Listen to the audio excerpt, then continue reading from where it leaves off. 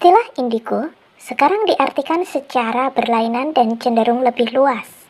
Siapa saja yang tergolong indigo tergantung pada karakteristik indigo yang dipercayai dan digunakan oleh seseorang.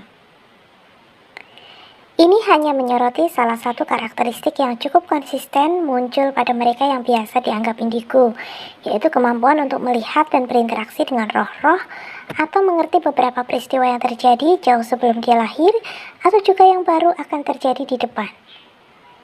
Pada beberapa anak, kemampuan ini sudah muncul sejak kecil dan tanpa dipelajari. Apakah kelebihan ataukah kekurangan? Apakah anak-anak seperti ini adalah sebuah karunia yang berasal dari Tuhan? Tidak ada kisah di Alkitab tentang anak indigo yang seperti ini. Walaupun demikian, Alkitab tetap memberikan petunjuk yang memadai untuk menyikapi kasus ini dengan benar. Kemampuan supranatural bukan berasal dari Tuhan. Pertama, sebuah karunia rohani diberikan sesudah seseorang percaya kepada Yesus Kristus sebagai Tuhan. Ini ada pada 1 Korintus 12 ayat 1-3. Jika kemampuan supranatural yang dimiliki anak-anak indigo ternyata sudah ada sejak kecil, apakah ini juga karunia Tuhan? Kemudian yang kedua, kalau anak indigo itu karunia apa kutuk ya? Itu kutuk. Jadi gini ya, anak di bawah usia 5 tahun lihat setan itu bukan karunia, tapi itu kutukan. Pasti dari jalur kakek neneknya ada yang terlibat kuasa gelap, masuk ke generasi sejak lahir. Untuk melihat setan, ingat, tidak semua manusia dan binatang bisa melihat. Tapi untuk merasakan adanya setan, manusia dan binatang bisa merasakan. Contohnya ada setan lewat, anjing lolong. Bukannya saya mirip dia. Jelas? Jelas? Jelas? Tengah malam ayam kelabaan, panik semua. Nah, itu ada setan di situ. Kita kalau ada kuasa gelap masuk satu rumah, ini ada sesuatu yang tidak beres. Jelas? Jelas? Terus anaknya diapain ya Pak? Jadi gini, nanti dulu. Jadi kalau sejak kecil melihat setan itu bukan karunia, itu kutuk. Beda dengan karunia Roh Kudus, membedakan roh karunia penglihatan. Itu beda. Itu didapat setelah bertobat mengalami baptisan Roh Kudus. Dan itu tidak bisa digunakan setiap saat. Kalau Tuhan kehendaki baru lihat. Kalau Tuhan tidak kehendaki tidak bisa. Jadi ingat ya saudara, perlu saudara tahu bahwa tidak semua orang bisa melihat setan. Ada batas di sini. Kalau bisa digunakan setiap saat sesuka hatinya, itu pasti bukan karunia. Itu kuasa gelap. Jelas? Jelas? Nah, suatu kali saya punya kakek, nenek saya itu kalau ngelihat orang tahu. Saya tanya sama dia, apa rahasianya? Tiba-tiba kakek saya beritahu, ini rahasianya. Nenek saya beritahu, kalau kamu ketemu 10.000 penjahat, perampok, pemerkosa, penipu, tukang mabok, secara otomatis untuk lihat orang baik itu paling mudah. Betul? Karena mata adalah jendela hati kita. Orang tidak suka orang bisa dilihat dari mata. Dan karakter seseorang bisa dilihat dari sorot mata. Kaget saya. Maka yang paling susah ditebak itu mata buta. Nah, jadi gini, dari sorot mata. Tapi ingat ya, itu bisa keliru. Itu bisa apa? Itu pengalaman hidup. Itu bisa. Coba lepas kacamata. Nah, dari lepas kacamata, itu dilihat dari sorot mata. Nah, dari sorot matanya ini, orangnya ini keras. Jadi kalau istrinya mana? Istrinya mana? Jadi susah untuk diomongin, bandel.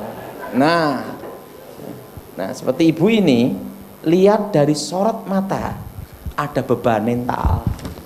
Nah, itu dilihat dari sorot mata. Tapi itu bukan ilmu gaib, itu pengalaman hidup. Nah, orang kalau membawa bom bunuh diri pun bisa dilihat dari sorot mata. Keringat dingin, matanya sayu ketakutan, kebingungan, bisa dilihat. Jelas? Nah, seperti ibu ini. Coba copot mata ini. Wah, ini keras gini-gini. Nah,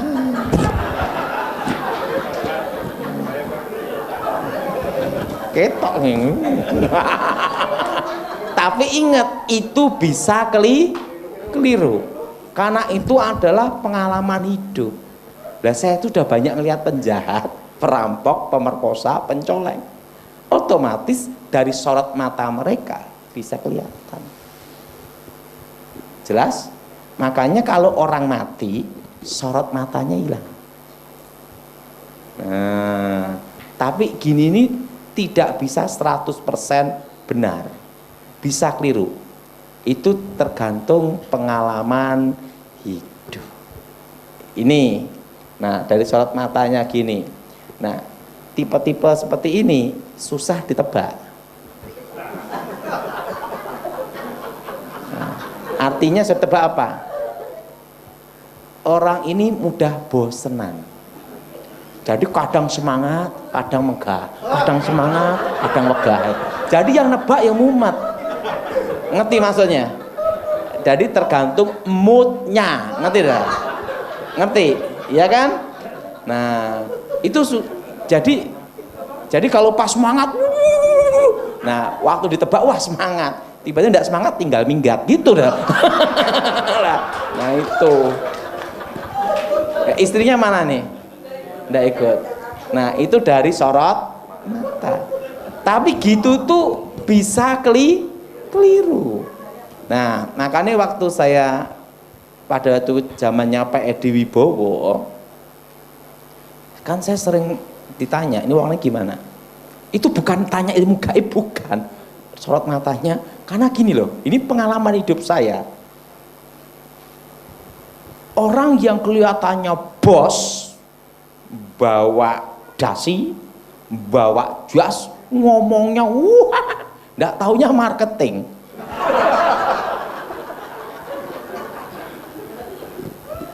Tapi belum tentu ya. Tapi ada. Itu dilihat dari sorot mata aja. Waktu itu saya lihat, wah, ketemu orangnya biasa enggak Mbak Das gini. Konglomerat. Nah, saya sering ketemu beberapa konglomerat. Caranya ngomong aja beda. Cara bicara aja beda. Nah, kalau yang marketing ngomongnya jago. Kalau bosnya ngomongin gini tuh. Karena dia tanda tangan duit metu kan gitu. Betul? Kalau yang marketing mbak iduntek.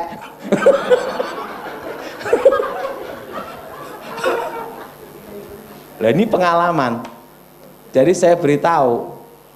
Nah, dari situ kan saya ikut. Tadi ngelihat des. Oh ini des. Orang narkoba pun juga kelihatan. Dari cara ngomong, cara bicara. Karena itu dilihat dari sorot mata. Maka Alkitab berkata, kalau matamu baik, hatimu baik. Artinya apa? Dari mata itulah kelihatan hati seseorang. Nah, kalau bapak ini orangnya tidak mau ribut. Ada cincai-cincainya. Nah, kalau Pak Petrus tuh keras, tegas Pak Ketus. A, B, B, nggak bisa di gini-gini gitu. Kalau ini masih bisa. Bisa dinego. Kalau Pak Petrus nggak bisa dinego itu, susah itu. Nah itu karena apa? Itu dilihat dari sorot mata.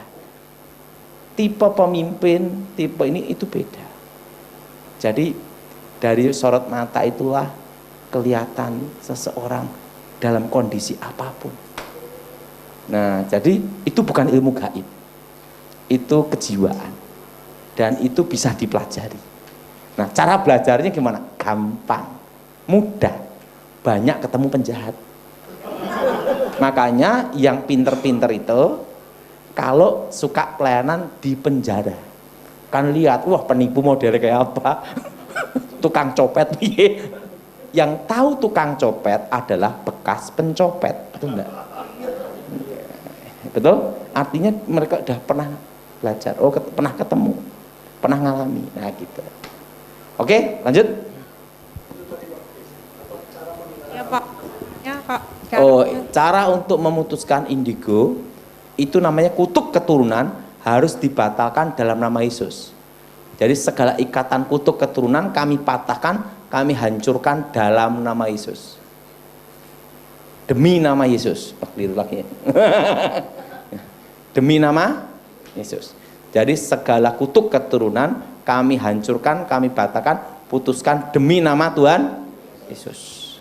Nah, saya dari kecil dikira juga dapat anugerah yang maha kuasa. Jadi usia 5 tahun itu kalau saya konsentrasi benda-benda bisa terangkat. Dari tangan gini itu benda-benda terangkat.